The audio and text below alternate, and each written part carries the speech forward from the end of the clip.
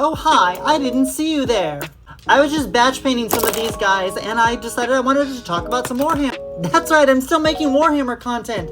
No one seems to see it, but that's your problem, not mine. Actually, it is my problem. Never mind. So for most of this winter, I've been in a pretty deep hobby hole. I've been doing a casual crusade, and I haven't just been playing a lot of regular 40k. Something I've been working on is expanding my Genestealer cult range. Because I'm the main character of everything, I know you know that I already have most of my Genestealer stuff. Jubilee, what else could you be building? That's a great question. I've been building Imperial Guard.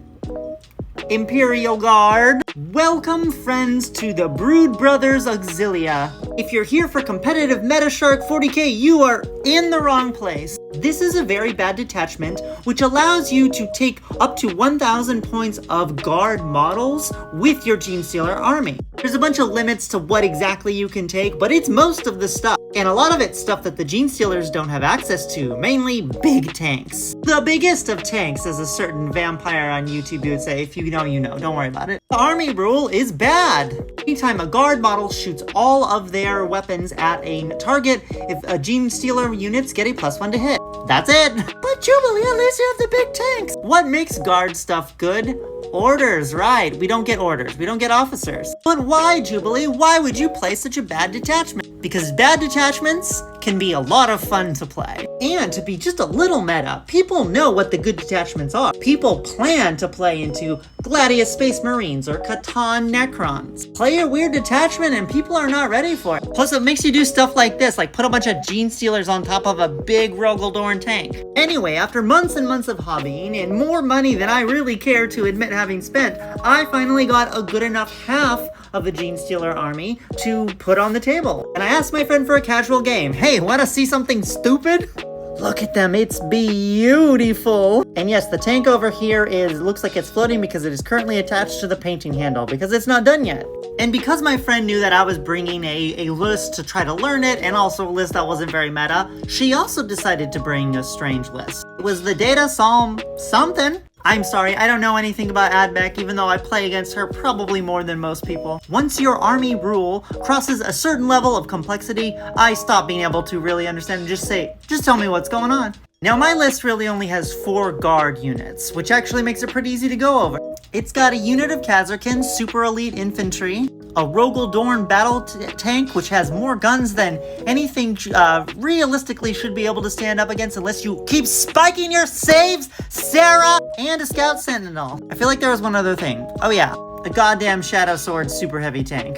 Now it's a pretty straightforward mission. We're just doing take and hold, capture some points, score some secondary. We keep pushing each other on and off to different objectives. We had a fairly balanced army, like we each had 2 units of infiltrators that just kind of eliminated each other. We each had a very dangerous melee unit that honestly annihilated each other. She had a big unit of robots and then a big unit of the Cataphren Breachers.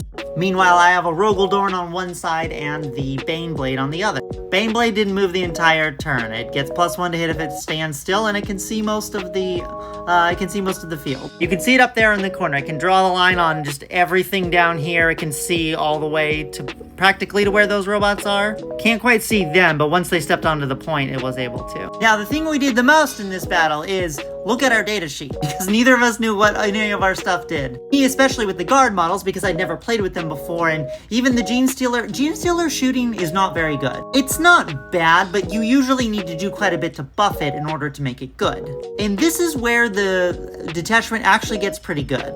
Because I'm kind of expecting the guard stuff to do some of the heavy lifting, and it really isn't. Because most guard stuff hits on 4s. If there's any -1s, you end up hitting on 5. And you're still shooting into stuff with invulnerable saves. Although occasionally it would be an instance where it was, okay, my volcano cannon shoots 3 times, it misses once, it misses 1 wound, you save 1. Oh, 1 still got through? Yeah, 12 damage. That thing is completely obliterated. Oh yeah, the volcano cannon does 12 damage per shot.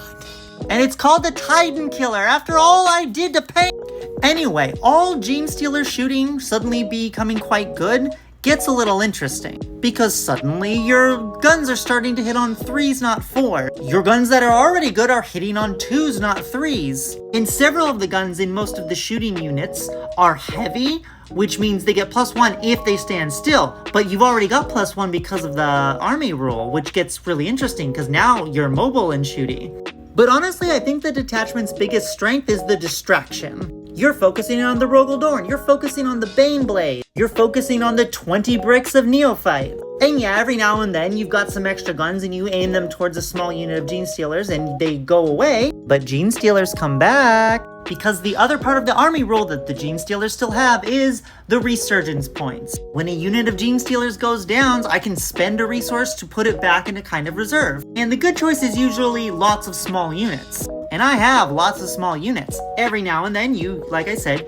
you train your extra guns on something, you destroy it. But now that's in a reserve that I can bring down anywhere else on the board. Sometimes in my turn, sometimes in your turn. Who's to say? Now, I've been doing this a lot in Crusade more often. That's where I've been playing the most recently, and that's very fun and good. But on this one, because there were still so many of the big distractions that everyone was trying to take out, what ended up happening is I had started to have units all over the board. In fact, I think by turn 2, there were starting to be only a few places that stuff could even come from the edge of the board because I had so many units all over. And other than just cause general mischief and killing stuff, what's the point? They're deep striking, they're so far away, you're doing secondary missions. You suddenly need 2-minute units behind enemy lines? That's no problem. You have a mission to be in all 4 quarters of the board? No big deal. And that's probably what Genestealers do best. You can blast a lot of them off the board and I'm still coming up from the cracks, I'm sneaking around the backfield. And before I show you the final score, yes, it's taken hold. That tends to be a very high scoring primary. And it's Genestealers, they're very good at the secondary, so it's probably natural to get a fairly high score, but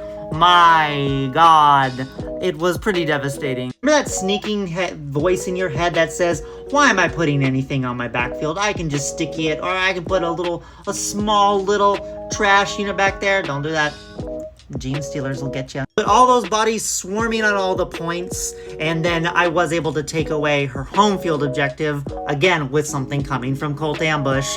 I was able to knock her off a primary for the last 2 rounds of the game, which is pretty devastating. Okay, this is going away. This feels like I'm bragging. But yeah, I'm excited to play it some more. In fact, my unit of Khazarkin, which did basically nothing in the game because they waited in reserves and I also forgot they were there. I got that they were plastic a few minutes ago and I primed them, I slap chopped them, and I'm getting to work on them.